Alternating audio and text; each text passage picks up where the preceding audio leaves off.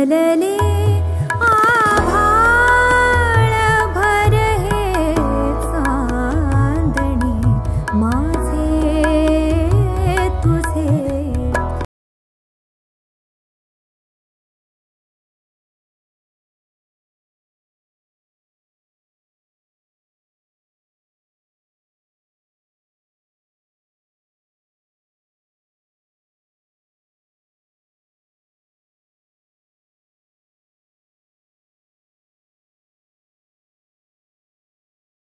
ओळी डोळ्यात प्राण आले, कंठात आत ओळी डोळ्यात प्राण आले. आता समेवरी हे आता समेवरी हे कैवल्य. नमस्कार. दृश्यम स्टोरीज निर्मित जगावेगळी माणसं या मालिकेतील आजच्या या सदरात मी सायली खेडेकर आपणा सर्वांचं मनपूर्वक स्वागत करते. खरं तर जेव्हा आपण म्हणतो जगावेगळी माणसं, तर त्यावेळेला सरधोपट आयुष्य न जगता स्वतःच्या प्रतिभेला मोकळी वाट देत आयुष्य जगणारे प्रतिभावान कवी आणि गीतकार वैभव जोशी सर, नमस्कार. नमस्कार सायली. नमस्कार सर. सगळ्यात पहिल्यांदा तुमचं अभिनंदन. गदिमा प्रतिष्ठानचा चैत्रबन पुरस्कार तुम्हाला नुकताच जाहीर झालाय आणि त्याच निमित्ताने आपण आज इथे भेटतोय. सगळ्यात पहिल्यांदा या गप्पांची सुरुवात करताना मला तुम्हाला विचारायचंय, अचूक शब्दांची निवड तुम्हाला कशी जमते? म्हणजे ज्या वेळेला तुम्ही म्हणता की जाणीवांचा पूल कोणी सांधला, तर त्यावेळेला तो बांधला नसतो, तर ते कुठून येतं, कसं जमतं? मला वाटतं की आता तू हे पांघरुण मधल्या सिनेमाच्या गाण्याचा उल्लेख केला आहेस आणि त्यासाठी तुम्हाला पांघरुण हा कविवर्य बाबा बोरकर यांच्या कथेवरती आधारित सिनेमा होता आणि त्याची सगळी पार्श्वभूमी सांगितलेली होती महेश मांजरेकर सरांनी मला. आणि जे काही त्यांच्यामध्ये नातं आहे, तिथे बिजवराशी तिचं लग्न होतं. म्हणजे ही काही नवी सुरुवात नाही, ही दुसऱ्यांदा नवी सुरुवात होती. पहिली नवी सुरुवात असती तर आपण बांधला म्हणालो असतो, पण आधीचा पूल पडलेला आहे, त्याच्यामध्ये काही भेगा आहेत आणि म्हणून त्या आयुष्यात त्यांनी जे अनुभव घेतलेले आहेत, ज्या जाणीवा आहेत, त्या कुठेतरी मध्ये मध्ये विस्कळीत झालेल्या आहेत. तर ते पुन्हा एकदा सांधणं गरजेचं आहे, म्हणून कदाचित तो शब्द आला असावा. आता ते आपण नंतर मागे त्याचं पृथक्करण करताना आता असं वाटू शकतं, परंतु जर तुम्ही कथा नीट ऐकली असेल, गीतकार म्हणून तुम्हाला ऐकावी लागते आणि तुम्हाला त्या सगळ्या पात्रांचा स्वभाव, त्यांची बोलण्याची शैली, त्यानंतर कथेत घडणाऱ्या घटना, या सगळ्या जर तुम्ही शोषून घेतल्या असतील तर मला वाटतं शब्द ते आपोआप येतात. म्हणजे हे गाण्यामध्ये झालं, कवितेमध्ये तर शब्द कसे येतात हे कोणी सांगूच शकत नाही. आणि त्याचमुळे मला कधी कधी आश्चर्य वाटतं की मी जेव्हा मी किंवा कुठलेही गीतकार शून्यातनं जी उभी राहते कला स्वयंभू, असे कुठलेही कलाकार म्हणजे कुठल्या भरोश्यावर सांगायचं की मी तुम्हाला गाणं 8 दिवसात देतो, 4 दिवसात देतो किंवा 15 दिवसात देतो. तुम्हाला फक्त तुमच्या पूर्वपुण्याईवरती विश्वास ठेवून तुम्ही काहीतरी एक आकडा सांगता की मी 8 दिवसांनी देतो. एक तुम्ही सरासरी काढलेली असते की आपल्याला साधारण गाणं लिहायला एवढा वेळ लागतो वगैरे, परंतु अशी कुठलीच खात्री नाहीये. तुम्ही आत्ता ह्या घडीला तुम्ही बँकरप्ट होऊ शकता की तुमच्याकडे काहीच नाही आणि ह्याच्या पुढे येण्याची काही शाश्वती पण नाहीये. असं ते म्हणजे सर्कशीतल्या झुल्यासारखं आहे. या झुल्यावरून त्या झुल्यावर उडी तर मारायची आहे, पण खाली जाळं नसलं पाहिजे ही अट आहे. म्हणजे इतक्या भरोशावरती तुम्हाला सातत्याने उड्या मारायला लागतात. त्याच्यात कपाळमोक्ष होण्याचे कितीतरी क्षण येण्याची शक्यता असते, येतात सुद्धा. म्हणजे तुम्हाला जेव्हा सांगावं लागतं की नाही मला गाणं सुचत आहे आणि तुम्हाला जर उशीर होतोय तर पुढे जा तुम्ही, परंतु जे तुम्ही काम करता आहात तुझ्या प्रश्नाकडे येताना आणि ते जर तुम्ही मनोभावे सगळे त्या टीम मध्ये स्वतःला झोकून दिलत आणि ते सगळं शोषून घेतलं जसं मी मगाशी म्हणालो, तर असे शब्द आतूनच येतात. किंवा हल्ली चालीवरती अनेक गाणी लिहिली जातात, तर चालीवरती गाणी लिहिणं म्हणजे त्या मीटरला साजेसे शब्द बसवणं असं नाही. म्हणजे सुरेश भट म्हणायचे की सगळे सुंदर शब्द एका शेजारी एक ठेवले म्हणजे चांगली नक्षी तयार होतेच असं नाही. तिला तुम्ही कविता म्हणू शकाल असं नाही. ते फार तर एक कंपायलेशन असू शकतं की तुमचा शब्दसंग्रह किती सुंदर आहे, परंतु त्यातनं काव्य निर्माण होण्यासाठी त्याच्यात काहीतरी तो जो एक्स फॅक्टर यावा लागतो किंवा तर तसं चालीवरती तुम्ही नुसते शब्द जिक्सॉ पझल सोडवल्यासारखे बसवून नाही चालत, तर तुम्हाला ती चाल मुरवावी लागते, तुम्हाला ती अनेकदा गुणगुणावी लागते. संगीतकारांनी डाडा डाडा डाडा करून पाठवलेलं असतं आणि ती तुम्ही सातत्याने गुणगुणत राहिल्यानंतर आणि ती कथा तुमच्या डोक्यात असल्यानंतर त्याला साजेसे शब्द आतून आल्यानंतरच तुम्ही त्याला हा माझं झालंय समाधान, आता तुम्हाला आवडतं का बघा, असं म्हणजे पहिली कसोटी आपल्याजवळ असते की तुम्हाला म्हणजे क्लिशे आहे पण अंगावरती शहारा तुम्हाला आलाय का, किंवा कुठल्याही चांगलं काहीतरी आपल्याला आपल्या हातून घडलं किंवा सुचलं याची पोचपावती म्हणजे मला नेहमी डोळ्यात पाणी येतं. संपूर्ण कवितेवरती येत नसेल, संपूर्ण गाण्यावरती येत नसेल, परंतु एखादी ओळ सुचल्यानंतर डोळ्यात पाणी येतं. आनंदाने असेल, दुःखाने असेल, कसं असेल, परंतु ते येतं. त्याला एक आपण लिटमस टेस्ट म्हणू की हा म्हणजे तुझं काहीतरी इथे स्खलन झालेलं आहे मनासारखं आणि आता तू सांगू शकतो की सर हे बघा तुम्ही सांगितलेलं गाणं मी हे तुमच्या समोर ठेवतोय, पटतंय का बघा.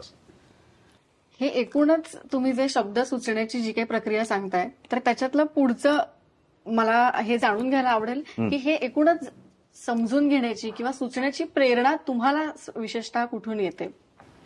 मला वाटतं सगळ्यांनाच भवतालातनच तुम्हाला प्रेरणा मिळत असते. चांगलं लिहिण्यासाठी चांगलं वाचन करणं गरजेचं आहे. मला अजूनही नेहमी वाटतं की जेव्हा केव्हा तुमचं एखादं काम झालं तर त्याच्यात फार न रमता तुम्ही पुढचं काहीतरी वाचायला घेतलं पाहिजे.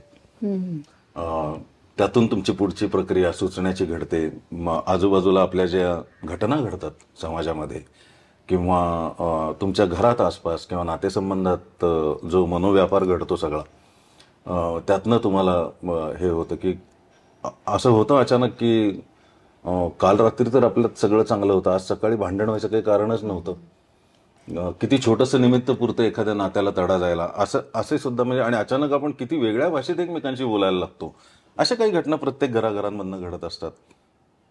अनटाइमली डेथ्स असतात, बातम्या तुम्ही ऐकत असता, अनेक व्यथा गरिबांच्या तुम्ही आजूबाजूला बघत असता, वाचत असता पेपरमध्ये. तर ह्या सगळ्यातनंच ते जनरेट होत असावं, कारण काही अशी कुठली जादूची कांडी नाही की मी आता या अनुभवावरती इथून, कारण सगळे अनुभव तुम्ही घेतलेले नसतात आयुष्यामध्ये. तुम्ही म्हणजे कधी ना कधी तुम्हाला इतरांच्या आयुष्यात जावंच लागतं किंवा इतर परकाया प्रवेश हा त्याच्यासाठी शब्द आहे, परंतु तुम्हाला स्वतःला इतरांच्या ठिकाणी कल्पावं लागतं. आणि मला वाटतं आणि ती फक्त कलेच्या बाबतीत राहू नये, ते याचा मी प्रयत्न करत असतो की एक माणूस म्हणून तुम्हाला इतर माणसांची बाजू समजून घेण्याची तुम्हाला आस असली पाहिजे सातत्याने. त्यांचं म्हणणं काहीतरी असू शकतं, कुणी असं पटकीने कोणाशीही वेड्यासारखं वागत नाही, काहीतरी त्याच्या मागे त्यांचा विचार असू शकतो. ह्याची जर तुमच्या मनाला मुळातच त्याचं जर वळण असेल समजून घ्यायचं की समोरच्याची काय बाजू असेल, if you can get into the shoes of another person all the time, तर मला वाटतं हे सगळ्या गोष्टी घडायला मदत होते. तुम्ही आता एक खूप छान संकल्पना सांगितलीत, परकाया प्रवेश. तर याच्याबद्दल तुमच्याकडून मला जास्त जाणून घ्यायला आवडेल की ती प्रक्रिया कशी आहे. परकाया प्रवेश आपण म्हणतोय, पण जेव्हा काव्य सुचायचंय तर त्यावेळेला दुसऱ्याच्या मनातलं जाणून घेण्याची प्रक्रिया तुम्हाला कशी जमते? अवघड आहे. म्हणजे तसं आपण ठरवून काही दुसऱ्याच्या मनात किंवा शरीरात प्रवेश करू शकत नाही किंवा आपल्याला त्या जागी आपण आपली कल्पना करू शकत नाही. परंतु मला असं वाटतं आनंदी गोपाळ सारखा चित्रपट जेव्हा मी करत होतो तेव्हा मला बरेच दिवस मार्ग दिसत नव्हता. मी अनेक मुलाखतीतनं बोललेलो आहे, त्यामुळे त्याच्यावर जास्त नाही आता इथे सांगत. परंतु एक असामान्य व्यक्तिमत्वाबद्दल आपल्याला गाणं लिहायचं आहे अशा दडपणाखालीच मी होतो. आणि तेव्हा चाली वगैरे काही तयार नव्हत्या. चाल तयार असेल तर तुम्हाला ती दिशा दाखवते चाल थोडीशी, पण तसं काही नव्हतं. आम्ही सगळे संगीतकार, माझे 3 मित्र, मी एकत्रच बसायचो आणि आम्ही काहीतरी तयार करण्याचा प्रयत्न करायचो. बरेच महिने त्याच्यामध्ये ब्लॉक होता. पण नंतर दिग्दर्शक समीर विद्वांसनी जेव्हा मला समजावून सांगितलं की अरे सामान्य जोडप्याची असामान्य कहाणी, मग सामान्य जोडपं तर आपण पण आहोत, म्हणजे म्हणून मग माझ्या बायकोची काय स्वप्न असतील, तिच्या महत्वाकांक्षा काय असतील, माझ्या या वयातल्या आईची काही ध्येय असतील, अजून तिची काही स्वप्न राहिली असतील, ह्याचा विचार करताना मग ते दिसायला लागलं. आणि मग सगळ्या स्त्रियांमध्ये आनंदी गोपाळ जोशी मला दिसू लागली, की अरे ह्यांचे पण काहीतरी असणार. त्या काळी त्यांनी जे काही फेस केलं ते अत्यंत संकट, जी काही त्यांनी जे सामोरे गेले संकटांना, ते अत्यंत अवघड होतं. पण तेच आपण इकडे आत्ता जक्स्टापोज केलं तर आत्ता सुद्धा काही आव्हानं असतील, काही जगावेगळी स्वप्न बघत असतील आपल्या आजूबाजूच्या स्त्रिया, असा विचार केल्यानंतर ते करणं सोपं झालं. आनंदी गोपाळचा तुम्ही आता उल्लेख केलाय, तर त्यातलं प्रत्येक गाणं, त्या प्रत्येक गाण्यातली प्रत्येक ओळ ही प्रत्येक स्त्रीला रिलेट होते. तर त्याच्याबद्दल तुम्ही काय सांगाल? मी म्हणालो ना की मला जे सगळ्या स्त्रियांमध्ये दिसायला लागलं, आणि मला थोडंसं शल्य असं आहे की लहानपणापासून मी पुरुष सत्ताक संस्कृतीमध्ये जास्त वाढलो. सोलापूर, मंगळवेढा इथे म्हणजे आता परिस्थिती सुधारली असं म्हणतात, पण ती कितपत सुधारली यावरती सुद्धा चर्चेला वाव आहे. परंतु मला शल्य असं होतं की स्त्रियांचा पुरेसा सन्मान केला जात नाही, त्यांना खूप ग्रँटेड धरलं जातं. आणि जेव्हा मी आनंदी गोपाळच्या वेळी आजूबाजूला बघू लागलो, किंवा रादर रखुमाईपासून माझी ती सुरुवात सुरू झाली की स्त्रीला आपण काय स्थान देऊ शकतो. आणि आनंदी गोपाळच्या वेळी मला आजूबाजूच्या स्त्रियांमध्ये जेव्हा सगळीकडे अशा ध्येयवादी महत्वाकांक्षी स्त्रिया दिसायला लागल्या, ज्यांना आपण हाऊसवाईफ म्हणतो किंवा किचनमध्ये आपण कोंडून ठेवतो, तर त्यांची सुद्धा काहीतरी स्वप्न असतील. भले त्यांना ऑनलाईन काही शिकायचं असेल, किंवा आत्ता आपली मुलाखत जिथे होतीये रूपा अजिंक्य दंताळे यांच्या घरी, तर तिच्यासारख्या मैत्रिणीमध्ये मला आनंदी गोपाळ जोशी दिसते. कारण एका इतक्या मोठ्या रावेतकर सारख्या फर्ममध्ये इतक्या मोठ्या पोझिशनवरती काम करत असताना ती सातत्याने प्रगतीचा ध्यास आणि झोकून देणं काम, हे मी जवळून पाहिलेलं आहे. अशा अनेक माझ्या मैत्रिणींमध्ये, बहिणींमध्ये मी हे सगळं बघत गेलो. त्यामुळे मला वाटतं ती गाणी लिहिणं सोपं झालं. म्हणजे वाटा वाटा वाटा ग चालीन तितक्या वाटा ग, असं जे असेल ते खरं तर एखाद्या कवितेचं सुद्धा म्हणणं असू शकतं. एक कविता 100 वाटांनी वाचकाला, रसिकाला नेते, आणि तिला तिच्या शक्यतांचे दरवाजे वेगळेच दिसत असतात, तर ते त्या ठिकाणी कवितेचं सुद्धा मनोगत असू शकतं, एका स्त्रीचं पण असू शकतं, आणि साक्षात आनंदीजींचं पण असू शकतं. असं ते सगळं जुळून आलं त्याच्यामध्ये. आणि मग एवढ्या मोठ्या सगळ्या ह्या स्त्रिया आजूबाजूच्या, आणि इतका त्यांच्या आधारावरती जगणारा पुरुष, आणि तुझ्या वचनी वांझ पुरुषार्थ हा, असं मी लिहिलं होतं की तुला फक्त तू जन्म देते, अहोभाग्य आमचे तुझ्या या ललाटी म्हणजे तिने कुंकू लावावं म्हणून आतापर्यंत आपण तिला हे करत आलो, पण खरं तर हे पुरुषांचं भाग्य की ती आम्हाला मिरवते, आम्हाला जागा देते, स्थान देते एवढं मोठं, म्हणून तुझ्या वाचनी वांझ पुरुषार्थ हा लिहिला. आणि मग शेवटी धास्तावून लिहिलं की तू आहेस ना बाई, तू असशील तोपर्यंत आम्ही आहोत, असा त्याचा अर्थ होता. सर, पुढच्या प्रश्नाला हात घालताना मला विचारायचंय की ज्ञानोबांपासून सुरू झालेली ही काव्य परंपरा ज्या वेळेला तुमच्यापर्यंत येऊन पोहोचते, तर त्यावेळेला त्या परंपरेचा भाग म्हणून येणाऱ्या जबाबदारीकडे तुम्ही कसं बघता? वारकरी आहोत आम्ही. म्हणजे खूप मोठं वाक्य तू जरी उच्चारलं असलंस तरी सुद्धा मला असं वाटतं की ही सगळी जे मोठी मंडळी आहेत त्यांच्या वारीतले वारकरी आहोत आम्ही त्यांच्या पावलांपर्यंत पोहोचण्याचा फक्त प्रयत्न करत असतो. आणि यात कुठलंही बुकिश स्टेटमेंट नाहीये. म्हणजे आपल्याला त्या वारीत चालायला मिळतं यासारखं दुसरं सद्भाग्य कुठलं. अजून तर पालखीला खांदा लावायचं सुद्धा मोठे आम्ही एवढे झालो नाही आहोत. आपण नुसते चालतो आहोत. आनंदवारी आहे, त्याच्यामध्ये जबाबदारी अजिबातच वाटत नाही. त्याच्यामध्ये आपली अभिव्यक्ती आपण प्रामाणिकपणे मांडणे, याच्या पलीकडे दुसरी कुठली सेवा त्याच्या मला दिसत नाही. म्हणजे जेव्हा पांघरुण सारख्या सिनेमामध्ये स्क्रीनवरती गीतकार म्हणून 3 नावं येतात, संत तुकाराम, संत सावतामाळी आणि वैभव जोशी, तेव्हा त्याचा अभिमान वगैरे वाटण्यापेक्षा मला असं वाटतं की ह्यात एका ब्रॅकेटमध्ये 2 कळस आणि 1 पायरी एकत्र आलेले आहेत. याच्या पलीकडे दुसरं काही तुम्ही समर्पणाशिवाय तुम्ही याच्याकडे बघूच शकत नाही कुठल्याही अशा अनुभवांकडे. आणि प्रत्येक कवी किंवा प्रत्येक कलाकार जो सृजन ज्याच्या हातून निर्माण होतं त्या सगळ्यांना वंदन करण्याशिवाय तुम्ही दुसरं काही करू शकत नाही. मी एका कवितेत लिहिलं होतं की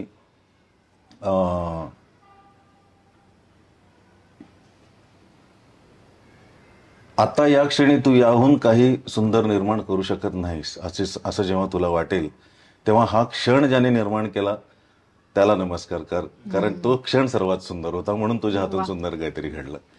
म्हणजे हा दर्प किंवा अभिमान हा त्या क्षणी तुमचा गळून पडायला पाहिजे, आणि त्यासाठी तुम्ही सातत्याने प्रयत्नशील राहायला पाहिजे असं मला वाटतं. वा.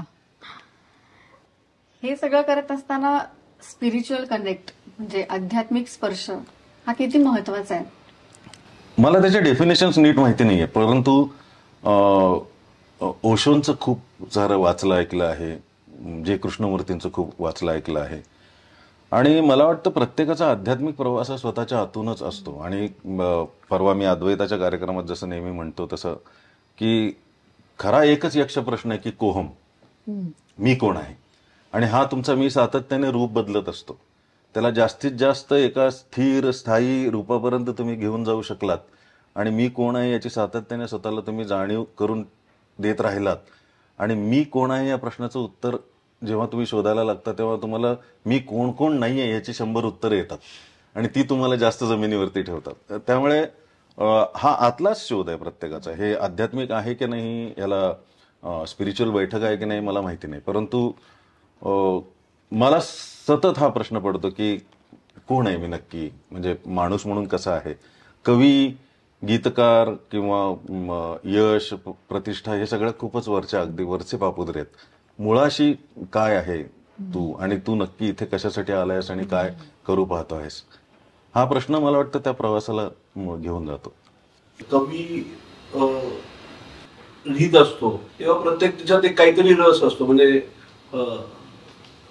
हो नवरसांपैकी काय नवरसांपैकी वगैरे असतं, म्हणजे त्याप्रमाणे ते शब्द आलेले असतात की म्हणजे प्रेम असेल किंवा अभंग असेल किंवा नाही, म्हणजे ते स्पिरिच्युअल म्हणण्याचं वगैरे.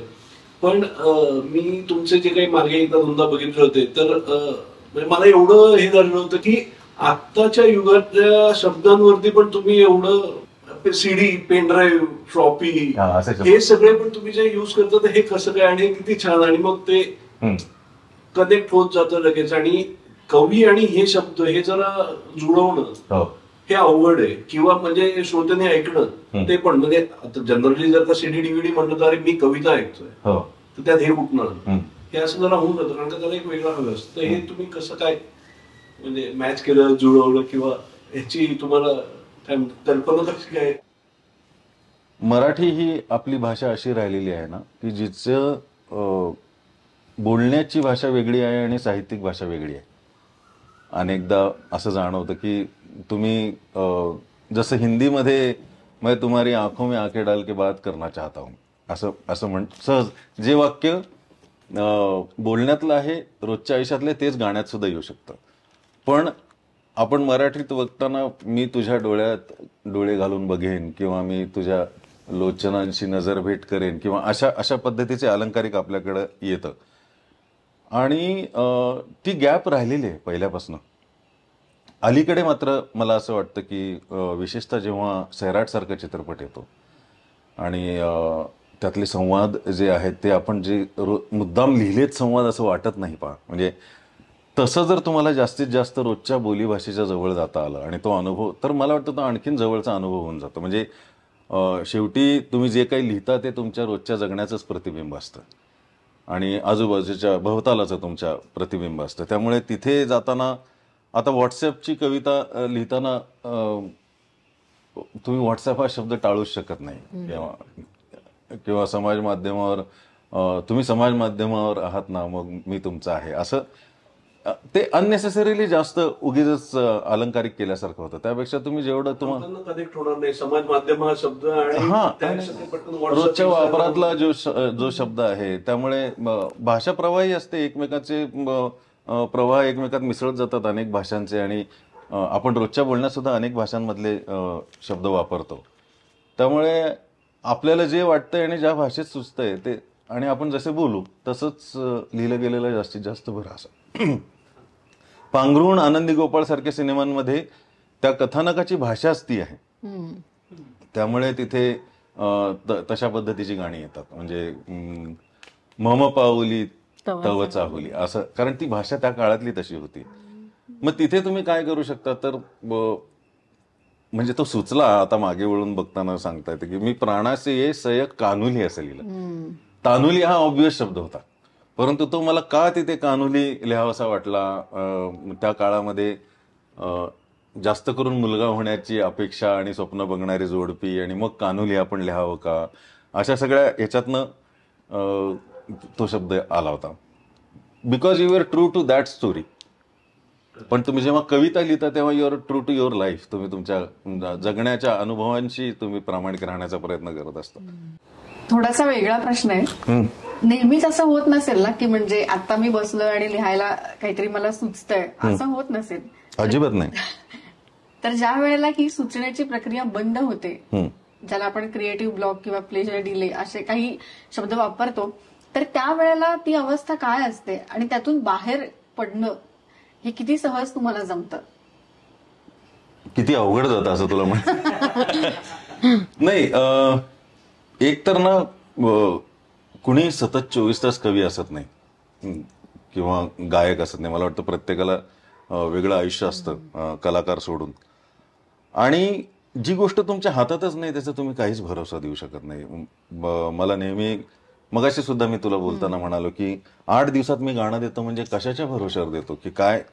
आपण फक्त एक लसावी काढलेला असतो की मागच्या काही 2-3 वर्षात मला एक गाणं द्यायला साधारण 10 दिवस लागतात किंवा काय. परंतु असं होत नाही. तुम्हाला काही एक खात्री नसते की पुढचं तुम्हाला सुचणारच आहे किंवा तुम्हाला ह्याची खात्री नसते की तुम्ही इतर काहीतरी करत असताना तुम्हाला काहीतरी सुचू शकतं. तेव्हा सुद्धा तुम्ही डिवायडेड अटेन्शनचा जो नेहमी माझ्यावरती घरी आरोप होतो की 100% मी एका गोष्टीत नसतो कुठल्या. परंतु म्हणून 24 तास तुम्ही अस्वस्थ मनस्वी फिरता असं नसतं. तुम्हाला फक्त तुमच्या पूर्वपुण्यावरती लहान मोठ्यांच्या शुभेच्छा आणि मोठ्यांच्या आशीर्वादांवरती, पूर्वसुरींच्या सगळ्या आशीर्वादावरती तुम्हाला विश्वास ठेवावा लागतो की आतापर्यंत हे घडत आलंय म्हणजे नक्कीच ह्याच्या मागे काहीतरी तुझं चांगलं असेल, तू काहीतरी चांगलं करत असशील आणि ते पोहोचत असेल म्हणून एवढे लोक तुझ्यावरती कवितांवरती प्रेम करतात. आणि त्यांच्यापर्यंत जर आणखीन काहीतरी चांगलं जाणं असेल तर ते तुझ्या हातून होईल ही चराचराची इच्छा असेल, ह्या विश्वासावरती तुम्हाला जगावं लागतं. अदरवाईज तुम्ही खिशात हात घालून आत्ता मी कविता काढतो असं होऊच शकत नाही. आणि फक्त याचं एकच आहे की मी नेहमी म्हणतो की मी त्या दिवशी सर्वात श्रीमंत असतो ज्या दिवशी माझ्या खिशात नवीन कविता असते. वा. आणि त्या दिवशी मी सर्वात दरिद्री आणि गरीब असतो ज्या दिवशी मला काही सुचत नसतं. असं आतापर्यंत तरी मला वाटत आलेलं आहे. म्हणजे कविता ही खरी श्रीमंती किंवा मला असं अगदी आतून वाटतं की कुठलंही या जगातला कुठलाही आनंद आणि सुखापेक्षा मला एक चांगली कविता सुचली तेव्हा मी छान मान काढून जगात असं चालत असतो, मजेत असतो. म्हणजे ते म्हणतात ना की मोरपीस डोक्यावरती असल्यासारखं तुम्ही फिरता तेव्हा. मग ते कुणाला सांगायचा हव्यास नाही, अट्टहास नाही. माझ्याकडे आहे माझी एखादी चांगली कविता आणि बरेचदा ती लगेचच कुठे पोस्ट करावीशी वाटत नाही, कुणाला ऐकवावीशी वाटत नाही. कारण सर्वात प्रेशियस गोष्टी असतात त्या आपण लपवून ठेवतो. आपण दागिने लॉकरमध्ये ठेवतो. आपण दृष्ट लागेल म्हणून आपल्या मुलांबद्दलच्या गोष्टी लोकांना जास्त सांगत नाही. तसं त्या कवितेला जपावं असं वाटतं की नाही ह्या नाही मला ऐकवायच्या कोणाला, हे राहू दे माझ्यासाठी. येईलच वेळ, त्यांनाही मांडावं लागेल कधीतरी. परंतु असं काही सुचलं की मी खूपच आनंदी असतो त्यावेळी. पुढचा प्रश्न सुद्धा त्याच एका धर्तीवर आहे. आपण म्हणू शकतो की कवी आहात तुम्ही किंवा तुम्हाला इतकं छान सुचतं म्हणून सगळेच जण तुमचं नेहमी कौतुक करतात. पण त्यापैकी काही जण असेही असू शकतात की ज्यांना तुमच्या कविता नाही आवडत किंवा त्याच्याबद्दल ते टीकाही करतात. अगदी. तर त्यावेळेला म्हणजे जेव्हा तुम्ही अशा काही टीका वाचता किंवा तुमच्या कवितांवर केलेले काही आरोप किंवा वाद वाचता तर त्यावेळेला तुम्हाला काय वाटतं? मला म्हणजे हे त्यांचं मत असूच शकतं. 100 पैकी 100 लोकांना तुमची गोष्ट आवडायलाच पाहिजे असं अट्टहासच मुळी चुकीचं आहे. आणि प्रत्येकाची जी काही वैचारिक बैठक आहे, सांस्कृतिक बैठक आहे, त्यानुसार त्यांच्या आवडीनिवडी सेट झालेल्या असतात. त्यामुळे ते त्यांचं अभिव्यक्ती स्वातंत्र्य आहे आणि नाही आवडत कविता आपली काही हरकत नाही असं वाटतं. पण म्हणून तुम्ही काय लगेच संत पदाला पोहोचलात का असं नाही. कुणीतरी सांगतं किंवा कुणीतरी पाठवतं की हे असं नाही पटलेलं, तेव्हा तुम्हाला वाईट वाटतं. तुम्ही कदाचित शेलमध्ये जाण्याची शक्यता असते. एका कोशात तुम्ही स्वतःला सेल्फ सिम्पथीमध्ये तुम्ही जाऊ शकता की काही अर्थच नाहीये ह्याला, मग आपण इतके दिवस काय केलं वगैरे, असं होण्याची शक्यता पण असते. परंतु मग उरलेले 90-80 लोक जे तुमच्यावरती प्रेम करतात त्यांच्या बाबतीत तुम्ही अन्याय कराल जर तुम्ही ते सगळं लावून घेऊन जर तुम्ही सगळं कोशात गेलात तुम्ही, तर ते तसं नाही. त्यांच्या पण बोलण्यात काहीतरी तथ्य आहे, जे चांगलं म्हणतात त्यांच्याही बोलण्यात काहीतरी तथ्य आहे. आणि ह्या सगळ्यातनं मी केव्हा बाहेर पडलो माहितीये का, आता युट्यूब वगैरे खूप, आता तुमचं पण चॅनल युट्यूबवरतीच आहे, खूप झालंय. परंतु सुरुवातीच्या काळात, अगदी सुरुवातीच्या काळात मी जेव्हा युट्यूब बघायला गेलो तर तिथे मला भारतरत्न भीमसेन जोशी अण्णांच्या काही शास्त्रीय रागांच्या ज्या क्लिप्स होत्या किंवा गानं सरस्वती किशोरीताईंच्या ज्या काही क्लिप्स होत्या, आणखीन बरंच तिथे जे काही हे होतं त्याच्यावरती सुद्धा डिसलाईक्स दिसले. तर मला असं म्हणजे ह्यांचं गाणं आवडत नाही असं या जगात कोणी असू शकेल का, असं पहिल्यांदा एक सांस्कृतिक धक्का होता. परंतु दिलंय तुम्ही तिथं बटन डिसलाईकचं, आणि एखाद्या माणसाला डिसलाईक करायचा अधिकार सुद्धा लोकशाहीने दिलेला आहे. तर नसेल आवडलं, मग एवढ्या मोठ्या पदाला पोचलेल्या लोकांना जर डिसलाईक करणारे लोक आहेत, म्हणजे माऊलींचा अभंग लताबाईंनी गायलेला, म्हणजे माऊलीचा अभंग भारतरत्न लता मंगेशकर यांनी गायलेला, तो सुद्धा डिसलाईक करणारे काही लोक या जगात आहेत असं जेव्हा कळलं तेव्हा आपण तर त्या पायरीवरची धूळ सुद्धा नाही होत. म्हणजे त्याला लोकांनी पायाखाली तुडवूनच पुढे जायला पाहिजे.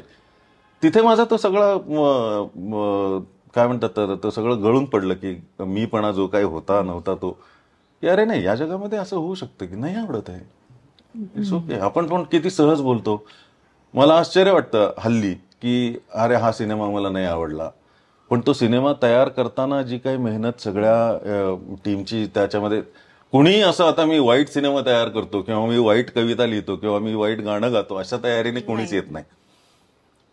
त्यांनी मेहनत घेतलेली असते आणि आपण एका मिनिटात ते सगळं त्याच्यावरती पाणी फिरवतो की अरे नाही, काय मजा नाही, बोर झाला सिनेमा. त्यातल्या काही चांगल्या गोष्टींकडे बघायचं आपलं राहूनच जातं की बाकी नाही आवडलं मला, पण त्यातले ते 2 सीन छान होते, हा त्यांनी त्यासाठी हा सिनेमा आपण बघितला. असं होत नाही. म्हणजे चांगुलपणाकडे आपण जास्त कटाक्षाने मी त्यानंतर बघू लागलो की प्रत्येक गोष्टीत काही ना काही चांगलं आहे.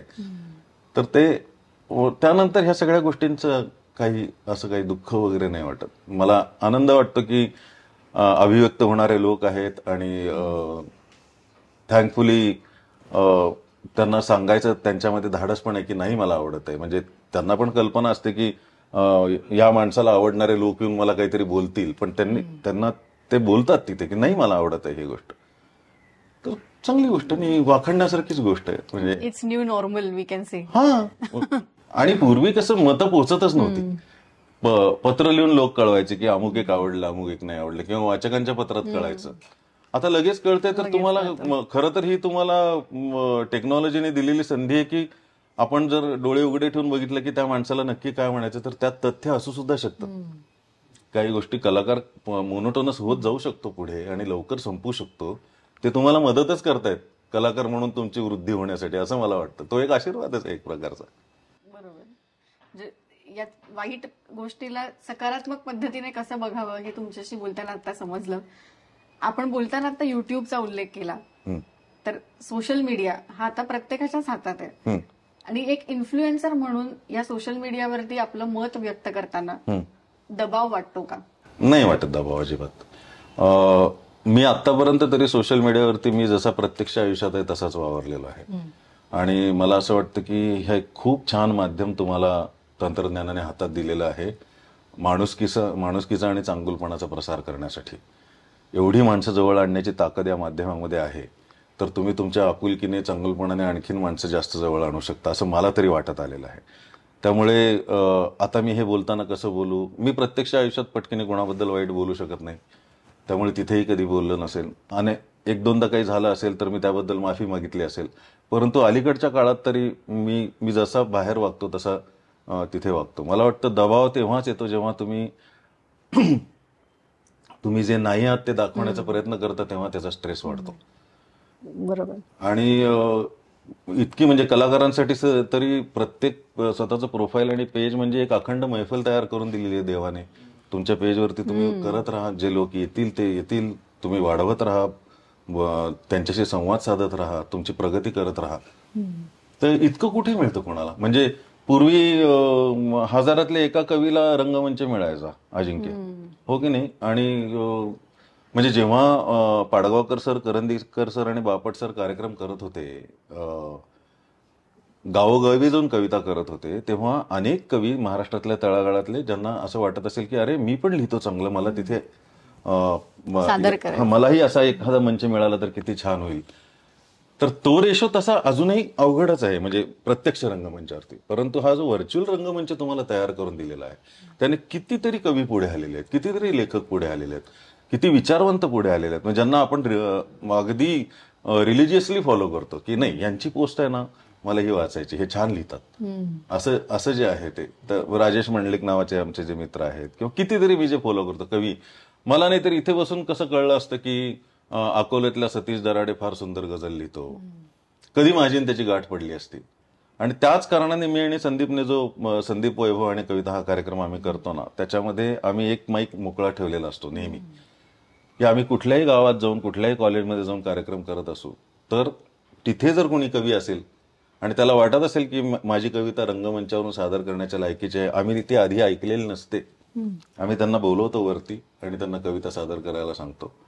त्यांचं लेखन मनापासून ऐकल्यामुळे आम्हाला सुद्धा 4 गोष्टी चांगल्या सुचायला मदत होते. त्याला रंगमंच मिळतो ही दुसरी गोष्ट आहे, त्यात आमचं काही श्रेय नाही. त्यात यांच्यासारखे रूपासारखे लोक जे आमचा कार्यक्रम करण्यासाठी पाठीशी उभे असतात त्यामुळे त्या गोष्टी घडतात. परंतु आम्हाला या लोकांचं नवीन चांगलं काहीतरी ऐकायला मिळतं. बरोबर. जे कलाकार म्हणून तितकंच मोकळं असणं आणि तो ऍक्सेप्टन्स जो आहे तो खूप जास्त महत्त्वाचा. म्हणजे माझ्या परीने सांगायचं झालं तर मी सगळ्याच नवीन कवी जे नवकवी, खरं तर कोणी असं नवकवी नसतोच, सगळे कवीच असतात आणि सगळे चांगलेच असतात, कारण त्याच्या परीने त्याने मत मांडलेलं असतं, त्याला जे म्हणायचे ते. पण कार्यक्रमानंतर भेटतात तेव्हा या तरुण मुलांना मी नेहमी सांगतो की तुम्ही मला तुमचं लिहिलेलं पाठवा, मी शक्य तितकं त्याला उत्तर देण्याचा प्रयत्न करतो. मी मन लावून वाचतो, नवीन संग्रह वाचतो, त्यातूनच तुम्हाला पूजा वडांगे सारखी कवयित्री मिळते, कितीतरी, म्हणजे आता नाव एखाद दुसरंच घेईन मी, परंतु कितीतरी तुम्हाला नवीन चांगले कवी वाचायला मिळतात तरुण. नाहीतर तुम्ही स्वतःच आयुष्य खरवडून किती लिहिणार ना. हो, तुम्हाला इतरांच्या जाणीवा पण तुम्ही जेव्हा कौतुकाने पाहू शकाल, त्यांच्या आरशात जेव्हा तुम्ही स्वतःचं प्रतिबिंब बघाल तर कदाचित तुम्ही स्वतःला वेगळे दिसू शकाल असं मला वाटतं. वा, सुंदर. तुम्ही एक उत्तम कवी तर आहातच, पण त्यासोबतच तुम्ही तितकेच उत्तम सादरकर्ते सुद्धा आहात. खरं तर कविता लिहिणं ही प्रक्रिया स्वतःमध्ये घेऊन जाणारी आहे आणि सादर करणं हे समोरच्या पर्यंत घेऊन जाणार. छान प्रश्न आहे. वा. तर हे दोन्ही तुम्ही कसं जमवलंय? हे जमत गेलं. म्हणजे दिवसातनं 2-3 वेळा तरी मला एक असा मेसेज येतो की तुमच्या कविता तुमच्या आवाजात ऐकणं म्हणजे पर्वणी आहे किंवा असं. पहिल्यांदा कविता सादर करेपर्यंत मला माहित नव्हतं की मला कविता सादर करता येईल आणि माझा आवाज माईकवरती चांगला आहे किंवा बाहेर जे काय असेल ते, तोपर्यंत कल्पना नव्हती. आणि त्याचा वापर करून घ्यावा हा तर विचार आजही मनाला शिवत नाही. फक्त झालं असं की माझी एक कविता बालगंधर्वच्या वरच्या प्रदर्शन हॉलमध्ये लावली होती. डॉक्टर शंतनू चिंदडे पुण्याचे, ते सगळ्या कवींचे मोठे पोस्टर्स कवितांचे करायचे, एक एक कविता निवडायचे, त्यांचे खूप मोठे असे म्हणजे लाईफ साईज म्हणतो ना तशा ह्याच्यात अक्षरात ते एक सुवाच्य अक्षरात लिहून घ्यायचे. जोशी सर म्हणून होते औंधला. तर त्यांनी माझी कुठली तरी मायबोलीवरती कविता वाचली होती आणि मला डॉक्टर शंतनू चिंतणे यांचा फोन आला होता की संध्याकाळी माझ्या क्लिनिकला ये जंगली महाराज रोडला, तुझी ही कविता मी घेतोय, या दिवशी प्रदर्शनात यायचं. तर मी तर बराच वेळ बाहेर रेंगाळलो होतो, कारण आपण जायचो आणि हे काय घाणेरडे लिहून ठेवले असं कोणी जर बोलत असेल तर त्याच्या मागे उभं राहून आपण आपल्याच कविता, त्याचं प्रचंड टेन्शन होतं. पण मी धाडस करून आतमध्ये गेलो आणि छान तिथे कविता वाचणारे लोक आले होते. त्यांनी छान असे सगळे लावले होते बॅनर्सचे आणि कविता पोस्टर्स लावले होते. आणि 5:30 वगैरे काहीतरी वाजले. मी सरांना नमस्कार केला, म्हणलं डॉक्टर मी निघतो आता. ते म्हणले नाही, ज्या कवींच्या इथे प्रदर्शनात कविता लावलेल्या आहेत त्यांनी इथल्या माईकवरनं त्या सादर करायच्या आहेत त्यावेळी हॉलमध्ये जेवढे काही लोक असतील त्यांच्यासाठी. तर मी म्हटलं मला जमतच नाही काही सादर करणं वगैरे. तर तेव्हा ते एक मला मार्मिक वाक्य म्हणाले होते की तुझी कविता जर तुला वाचता किंवा म्हणता येत नसेल तर लोक काही फार वाचतील याची आशा नाहीये. तर त्याची जी काही लय आहे किंवा जे काय आहे ते तुला जर सांगता येत नसेल तर मग लोकांनी ती कुठल्या पद्धतीने वाचायची असं त्यांचं काहीतरी. मग 2-3 मिनिटं माझ्याशी बोलले, त्यांनी मला थोडंसं प्रोत्साहन दिलं आणि मी माझी कविता कशी बशी वाचली. अष्टाक्षरी होती त्यामुळे वाचायला सोपी होती तशी. पण त्यानंतर एक 3-4 कुटुंब मला येऊन म्हणाले की सर तुम्ही फार सुंदर सादर करता. आणि तो माझ्यासाठी धक्का होता आश्चर्याचा. म्हणलं हो नाही मी फक्त वाचली कविता. नाही म्हणाले की आम्हाला असं वाटलं की you meant what you sed. तुम्ही मग कदाचित असं असेल ना की तो काळच असा होता की नवीन नवीन कविता लिहू लागले तर आपण काय लिहिलंय आणि आपल्याला काय म्हणायचंय हे लोकांपर्यंत जास्तीत जास्त पोहोचावं म्हणून ज्या आसोशीने आपण प्रयत्न करतो तसं झालं असेल. पण नंतर मग मी माझ्या सगळ्या कविता जेव्हा वाचायला लागलो, कार्यक्रम सुरू झाले तेव्हा सातत्याने हे प्रतिसाद येत गेले. मला अजूनही त्याच्या मागचं रहस्य माहिती नाही. मी कुठलीही तयारी करत नाही. आत्ता परवाच्या दिवाळीच्या आणि कविता कार्यक्रमामध्ये 10वीतल्या एका मुलीने आमच्या संदीप साठेने माझ्यासाठी कविता लिहून पाठवली. नगर जिल्ह्यातली मुलगी दिवाळीसाठी ह्या कार्यक्रमासाठी आली होती खास. आणि त्यांना जेव्हा तिकीट मिळालं त्या कार्यक्रमाचं तेव्हा त्या मुलीने आनंदोत्सव साजरा केला आणि त्यात तिला ती कविता सुचली आणि इतकी छान लिहिली होती तिने आमच्या काही कवितांचे संदर्भ घेऊन वगैरे. तर ती व्हॉट्सअपवरती मला रसिक साहित्याचे माझे जे प्रकाशक आहेत शैलेश नांदुरकर यांनी पाठवले होते की किती तळागाळातले लोक आणि लहान मुलं सुद्धा बघ तुमच्याबद्दल काय म्हणतात, तुझ्याबद्दल आणि संदीपबद्दल. तर मला असं वाटलं की कारण आमच्या त्या कार्यक्रमात काही फॉर्मॅटच ठरलेला नसतो, मी त्याच कवितेने सुरुवात केली कार्यक्रमाची. आणि ती मुलगी आणि तिचे आई वडील तिथे बसलेले होते. तर ती कविता पहिल्यांदा मेसेज आला तेव्हा एकदा मी वाचली होती पण सादर केली नव्हती. आणि त्या दिवशी मी मोबाईलवरनं बघून सरळ सादर केली. पण त्यातले पॉजेस आपोआप वर्कआउट झाले किंवा ते आता सवयीने पण होत असेल म्हणा. पण त्या मुलीला जो काही आनंद झाला तुम्ही सादरीकरण करण्याने त्याचा, ते मला वाटतं त्या सगळ्याचं फलित आहे की तुम्ही आता असं आहे की कुठलंही एखादं काही समोर आलं तर सादर करताना त्यातले पॉजेस वर्कआउट करावे लागत नाहीत की अरे हा इथे आपल्याला थांबायचंय, ही ओळ पहिल्यांदा घ्यायची. तुम्हाला जर ते मनापासून लोकांना सांगावंसं वाटत असेल तर कुठली ओळ 2दा घ्यायची आहे, कुठला अर्थ पोचणं गरजेचं आहे, विरामचिन्हांचे उच्चार कसे असले पाहिजेत, ओळ हवेमध्ये ठेवून प्रश्नचिन्ह कसं उभा करायचं आहे किंवा उद्गारवाचक कसं पटकीने वाक्य तोडून उद्गारवाचक वाक्य कसं दाखवायचं आहे, या गोष्टी आपोआप येत जातात. आणि भाषा आपली आहे ना, म्हणजे आपल्याला ती सांगताच आली पाहिजे. बरोबर आहे. हिंदी सादर करताना अजून जरा गडबड होते पण आता बघूया. 26 तारखेला मी एक हिंदी कार्यक्रम करतोय माझ्या रचनांचा, बघू काय होतं तेव्हा. म्हणूनच बहुतेक दर्जेदार कार्यक्रमांसाठी सूत्रसंचालन वैभव जोशी आहे असं कल्पद्रुमाची ये तळी अरुणाताईंच्या पुस्तकाचं जे प्रकाशन झालं तर त्यावेळेला जे निवेदन केलं तर त्या निवेदनाचा अनुभवच होता तो. नाही त्यातलं तुला सांगू कसं आहे, खरं सांगायचं तर 99% श्रेय 99.5% श्रेय अरुणाताईंना जातं. पहिली गोष्ट म्हणजे त्यांनी मला सांगणं की निवेदन तू कर. त्यांचा हट्ट होता की संहिता पण मीच लिहावी म्हणून. पण म्हणलं अरुणाताई हे माझं काम नाहीये, इतकं मोठं शिवधनुष्य माझ्या खांद्यावरती तुम्ही देऊ नका. मग त्यांनी ती लिहिली.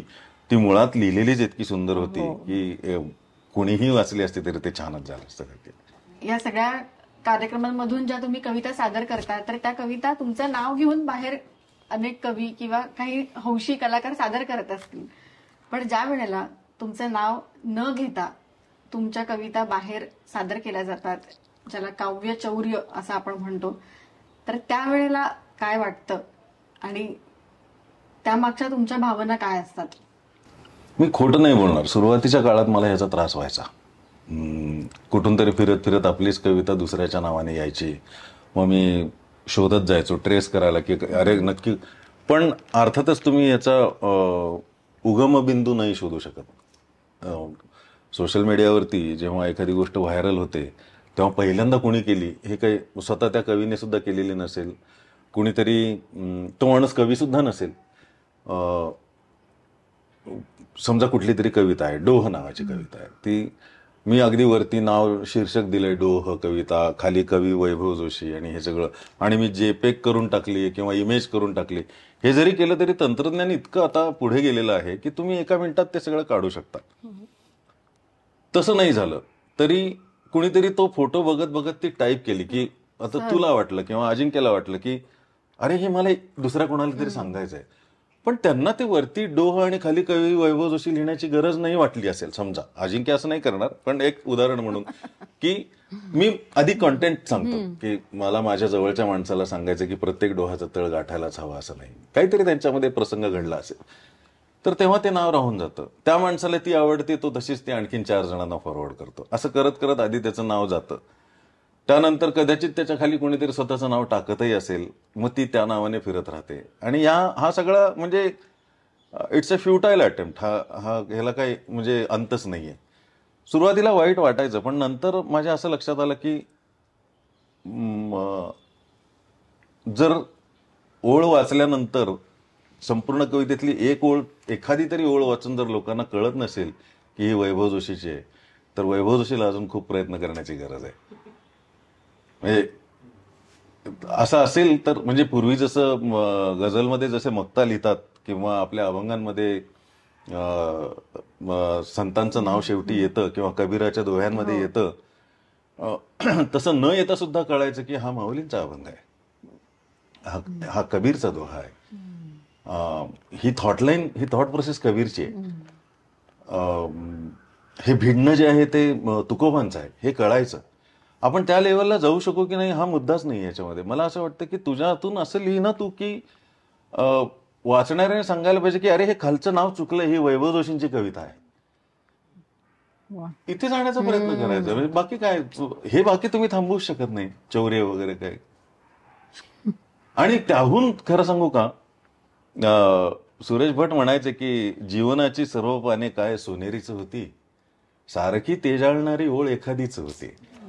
तर तुमची एक कविता जरी शेवटी तुमच्या नावाने राहिली आणि बाकी सगळ्या चोरीला गेल्या तरी सुद्धा काय फरक पडतो, एक तरी राहतेच ना. हे तरी कोणी हिरावून घेऊ शकत नाही, अजिबातच नाही. म्हणजे आता समजा तू आहेस ना सारखं गाणं राहिलं, ह्याच्यावरती दुसरं नाव येण्याची शक्यता कमी आहे. किंवा डोह सारखी कविता आहे वगैरे वगैरे सारखी कविता आहे, जसा व्याकुळ होतो सारखी गझल आहे, किंवा कितीतरी अशा रचना आहेत. राहील ना ह्यातली एक तरी आपली म्हणून. हा माणूस कवी होता आणि कवी म्हणून मेला, यासाठी किती कविता लागतात? एक कविता लागते चांगली, हो की नाही? बाकीचे नसले तरी चालते. त्यामुळे मी कार्यक्रमात मुलं सांगतात येऊन, किंवा अनेक ज्येष्ठ आणि श्रेष्ठ निवेदक सुद्धा सांगतात की ही तुमची कविता घेतली होती बरं का. म्हणलं अरे इतक्या फॉर्मॅलिटीने सुद्धा सांगायची गरज नाही. लोकांना आवडली का, तुला वाचताना आनंद आला का, विषय संपला. परंतु मला हल्ली खूप छान वाटतं, शांत वाटतं असा विचार केल्यानंतर की घेऊन जा, काय अर्थ नाही. समजा ही एक कविता त्याच्या नावाने लागली आणि खरंच हिट झाली, म्हणजे त्या भाषेत सांगायचं झालं, आणि त्याने त्याला प्रेरणा मिळून तो जर खरंच चांगला कवी झाला, तर ह्यापेक्षा चांगला आपण काय करू शकतो कोणाचं? उत्तम विचार आहे. आणि खरं सांगू का, अर्धचौर्य आमच्यासारख्या लोकांनी सुद्धा केलेलं असतं. म्हणजे सुरुवातीच्या काळात जेव्हा तुमच्यावरती आधीच्या थोर कवींचा प्रभाव असतो, तेव्हा तुमच्या लेखनामध्ये त्यांचे ग्लिम्सेस येऊन गेलेले असतात. तीही एक न कळत येऊन गेलेले असतात. म्हणजे तुमचे संस्कार आणि स्वभाव बघता तुम्ही मुद्दाम चोरलेत असं, ती ओळ तशी घेतली असं नसतं, न कळत येऊन गेलेले असतात. पण तरी तुम्ही थोडेसे वाटलेले असताच, तेव्हा त्यातूनच मार्ग काढत स्वतःची एक वेगळी शैली निर्माण करत पुढे आलो ना. मग तेव्हाच जर मला कोणी म्हणालं असतं की तू सुरेश भटांसारखा लिहितोस, अजिबात लिहायचं नाही, आणि मी थांबलो असतो, तर हा एक मला असं वाटतं की एक हा माऊलींपासनं त्याच्या आधीपासनं हा एक अखंड महायज्ञ सुरू आहे. एकच कवी पुन्हा पुन्हा अनेक रूपात जन्म घेऊन एक चांगली कविता, एक महाकाव्य लिहिण्याचा प्रयत्न करतोय. त्याने जेव्हा आपल्या रूपात जन्म घेतला असेल तेव्हा आपल्या परीने 2-4 संविधा टाकाव्यात आणि यज्ञाला नमस्कार करून पुढे जावं, एवढं आहे.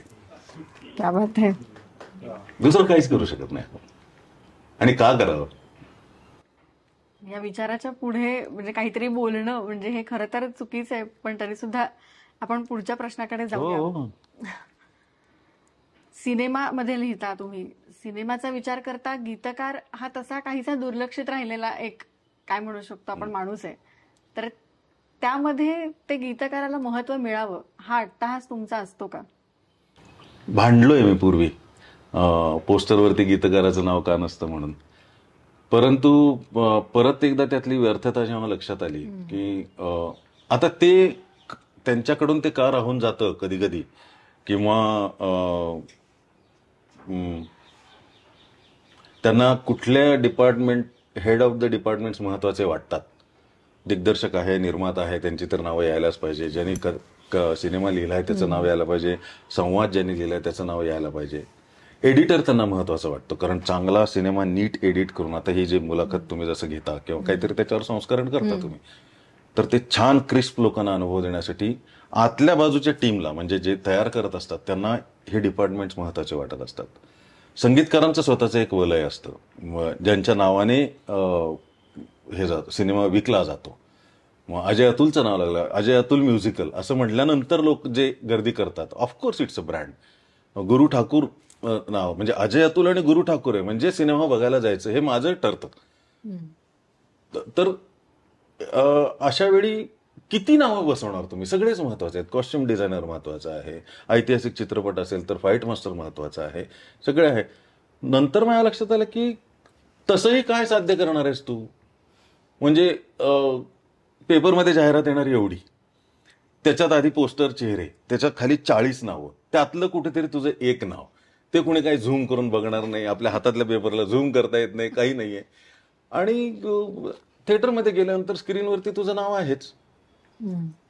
आणि परत तोच मगाचा कवितेचा, तर मला वाटतं तेच संलग्न आहे सगळं, की गाणं ऐकल्यानंतर लोकांना कळलं पाहिजे की हे गाणं वैभव जोशीने लिहिलेलं आहे. मग ते त्यांनी तिथं नाव द्यावं किंवा नाही द्यावं, मला आतापर्यंत कोणी मुद्दाम करतं असं कधीच जाणवलेलं नाहीये.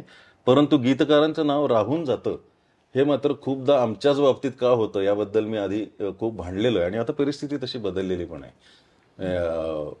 फक्त मला अनेकदा वृत्तपत्रांमध्ये जे परीक्षण येतं ना सिनेमांचं, त्याच्यामध्ये त्या चौकटीमध्ये, ती चौकट पण लहान असते पण त्या चौकटीमध्ये भल्या भल्या डिपार्टमेंटची नावं असतात, पण अनेकदा संगीतकाराचं नाव नसतं आणि गीतकाराचं नाव नसतं, संगीतकाराचं नाव असतं, गीतकारांचं नाव नसतं.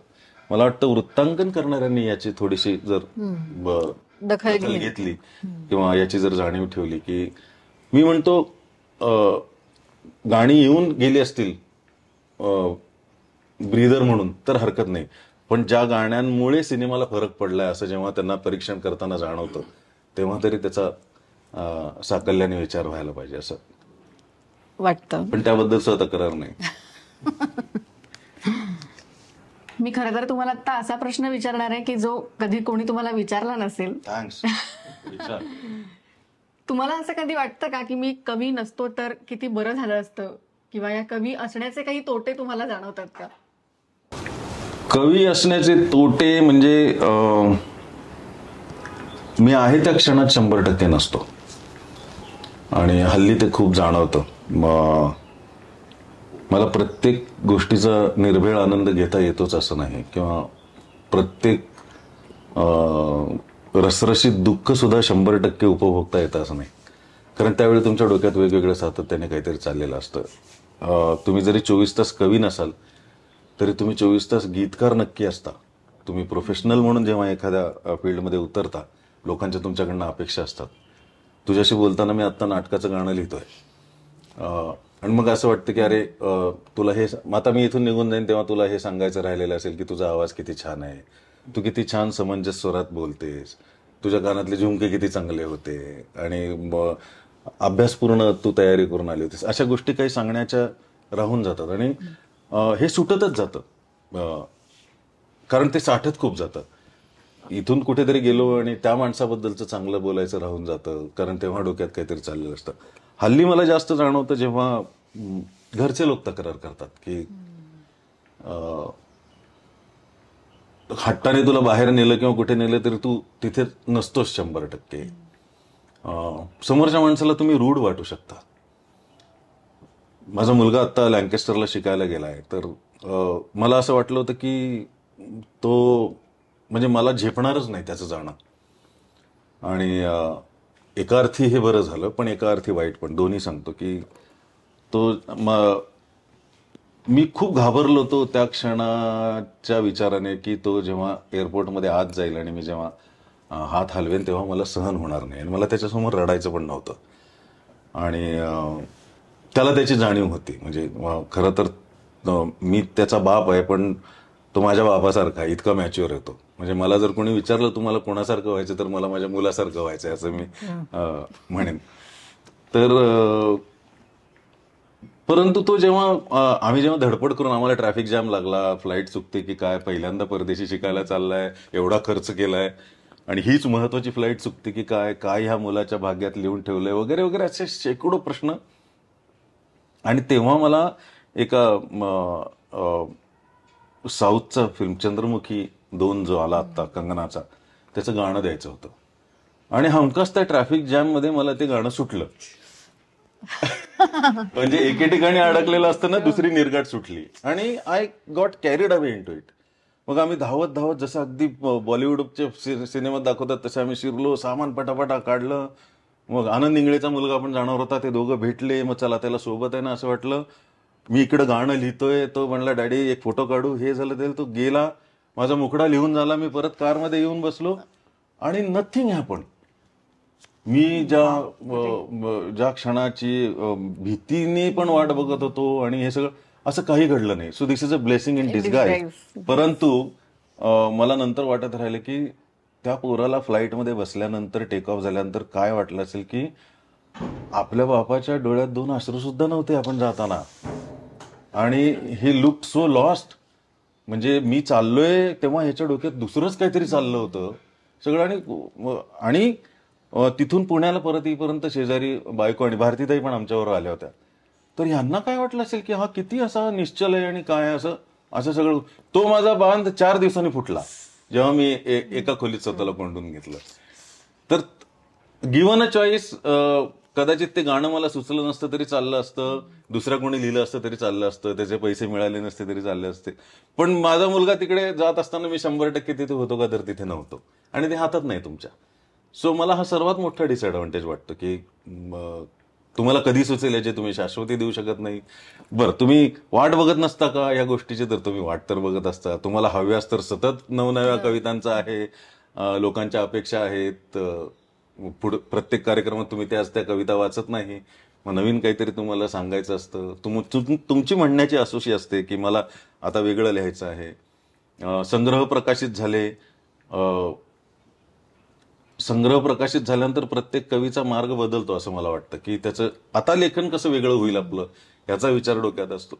या सगळ्यांमुळे जगायचं राहून जातं थोडंसं. अशी ही बाजू असू शकते आणि हे आज तुमच्याशी बोलताना कळलं. हा गिल्ट वाढत जातो. म्हणजे तो हल्ली व्हिडिओ कॉल करतो ना तर एखाद दिवशी मी अगदीच रिकामा असेल, काहीच नसेल ना डोक्यात, तेव्हा मी खूप भरभरून बोलतो त्याशी. अरे काय मस्त आहे, मागे दाखव जरा, तिकडे हे दाखव, युनिव्हर्सिटी दाखव तुझी. आणि त्या अनुभवावर आधारित तो जेव्हा दुसऱ्या दिवशी फोन करतो तेव्हा तो दुसऱ्या माणसाला भेटतो. म्हणजे जसं ते म्हणतात ना, you cannot enter 1 river twice, कारण ती सतत प्रवाही असते. तसं you cannot meet 1 poet twice असं होतं ते. तुम्ही तो माणूस उद्या असेल याची खात्री नाही. आणि मग लोक म्हणतात, अहो तुम्ही कार्यक्रमात तर एवढं प्रेमाने खांद्यावर हात टाकलात दादा आणि कर हा फोन मला, मी आहे असं. आणि मी परवा फोन केला तर तुम्ही हा बोला काय म्हणताय असं एकदम कधीतरी लॉस्ट आणि कोरडा स्वर लागला तर समोरचा माणूस बिथरतो थोडंसं हे होतं की तुला सुद्धा जाणवत असेल की मध्ये एकदा तू घरी आली होतीस तेव्हा इतकं तुझ्याशी, आणि गेले 3 दिवस मी तुझ्याशी आवाजावा बोलतोय. मला आता इथे गाडी लावताना लक्षात आलं की या छोट्या मुलीशी मी आवाजावा का बोलत होतो, तिला काय वाटलं असेल. बरं, कदाचित काही जाणवलं जरी नसलं ना तरी उगीच आपण पुढे जाऊन विचार करून अरे त्या माणसाला वाईट वाटलं असेल का, या माणसाला वाईट वाटलं असेल, हा आपला कल्लोळ चालूच राहतो. हा डिसएडव्हान्टेज आहे. खरं तरी कधीही न संपणारी गप्पांची मैफिल आहे, पण तरीही आपल्याला या गप्पांचा शेवट करायचा आहे. पण तो असाच नाही करायचा आहे. हा शेवट करत असताना आजपर्यंत तुम्ही सादर न केलेलं काहीतरी आम्हाला ऐकायला आवडेल. मी हल्ली कविता मोबाईलमध्ये जास्त लिहिल्या जातात. आता हे शोधत असताना मला जे सुचतंय ते आधी सांगतो की अखेरीस आले नकोसे वळण हे तुझ्या आणि माझ्या प्रवासातले. तू म्हणालीस ना थांबूया. अखेरीस आले नकोसे वळण हे तुझ्या आणि माझ्या प्रवासातले, तुटू लागले आत काहीतरी अन सुटू लागले हात हातातले, असं काहीतरी सुचत होतं. बहुतेक तेच नाटकाचं गाणं असेल, काय माहिती. ते सुचायचं माझं भाग्य आहे. कुणामुळे सुचतं ग, असं काही नाही. आपण म्हणजे मी हे लिहिलंय असं म्हणण्याचं सुद्धा धाडस होत नाही हल्ली. कारण सुचवणारे हात इतके मागे असतात की खरं श्रेय त्यांचं असतं. समोरचा एखादा माझ्याशी कडकडून भांडला आणि त्यातून मला अत्यंत टोकदार दुःखी कविता सुचली तर खरं तर त्याचं श्रेय त्याला.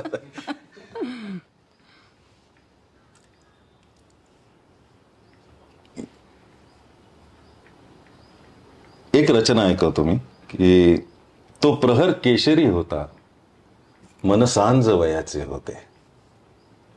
तो प्रहर केशरी होता, मन सांज वयाचे होते, पाण्यात उतरले माझ्या ते ऊन कोणाचे होते.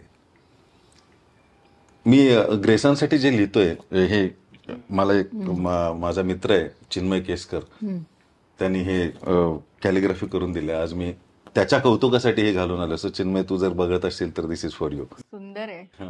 तर ग्रेसांसाठी त्यांची भय इथले संपत नाही, माझं तुझी आठवण येते या ओळी धरून मी काहीतरी लिहितो, एक समर्पण म्हणून. आणि त्याचा विचार करत असताना पेरिफरल अनेक विचार मनात येतात. आणि एकदा असा विचार आला की समजा ग्रेस साहेब आज असले असते जे की असायला हवे होते, आणि त्यांनी कधीच न लिहिलेला गझल हा प्रकार जर लिहिला असता तर त्यांनी कशी लिहिली असती.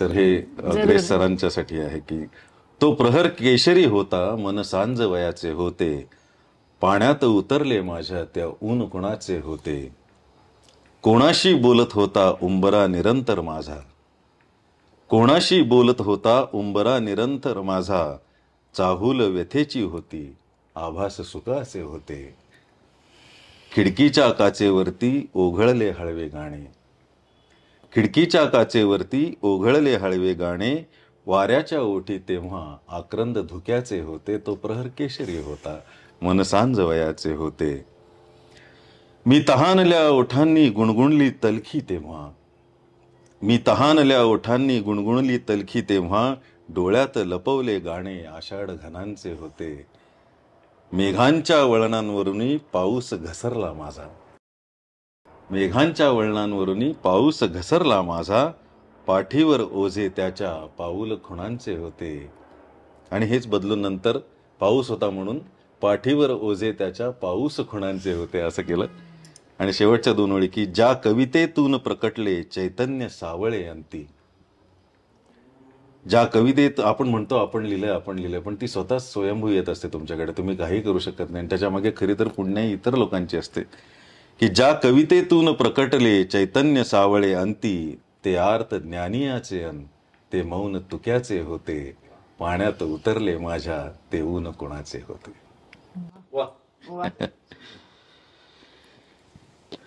तुम्ही इथे सादर केलं त्याबद्दल खरंच खूप थँक्स आम्हा सगळ्यांना. नाही, मला खूप मजा आली आणि आनंद झाला खूप. किती छान तू बोललीस आणि वेगळीच झाली ही मुलाखत.